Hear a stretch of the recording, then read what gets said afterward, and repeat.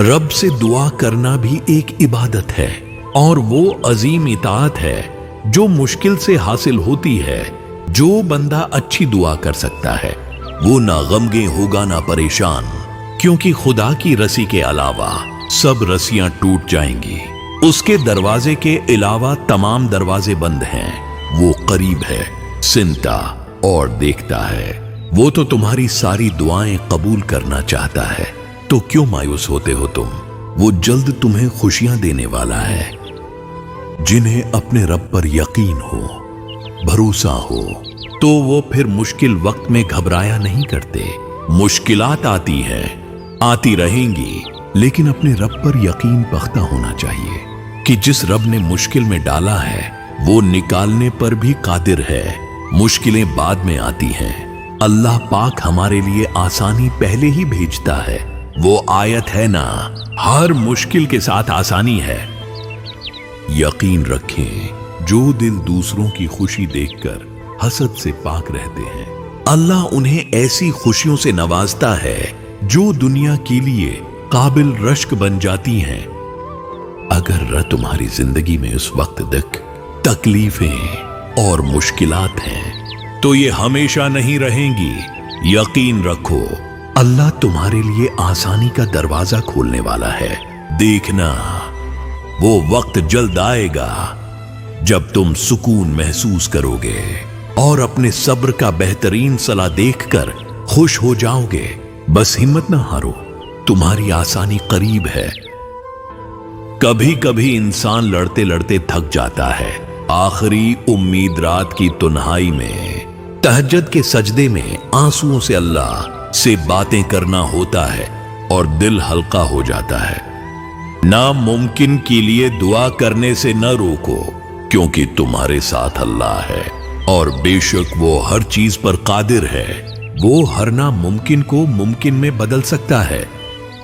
तहज्जुद की दुआएं तो दुनिया बदल देती हैं, तुम तो फिर भी नसीब का बदलना मांग रहे हो। जल्द ही अल्लाह आपको वो अता करेगा जिसका आप बहुत उर्से से इंतजार कर रहे हो।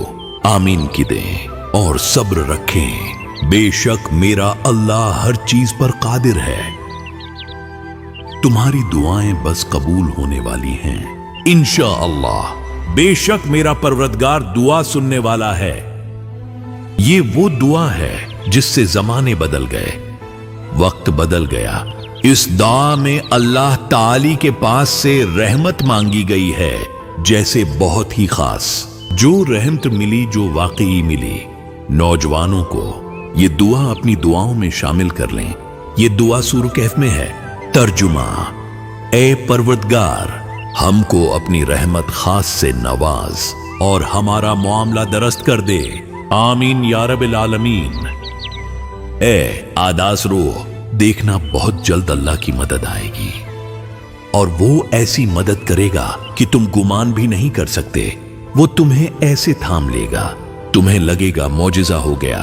और मेरा रब फरमाता है, सिन रखो, बेशक अल्लाह की मदद नजदीक है। अनकरीब तुम्हारी जिंदगी में बहुत सी खुशियां आएंगी। अनकरीब तुम बहुत ज्यादा नवाजे जाओगे। मुस्कुराओ ए प्यारे इंसान, अभी मौजिज़ात बाकी हैं। तुम्हारी राहत लिखी जा चुकी है। उम्मीद मत हारो, तुम्हारा मौजिज़ा जरूर होगा। सब कुछ अचानक ऐसे हो जाएगा कि तुम खुद हैरान रह जाओगे कि कैसे सब कुछ तुम्हारे हक में ठीक हो गया।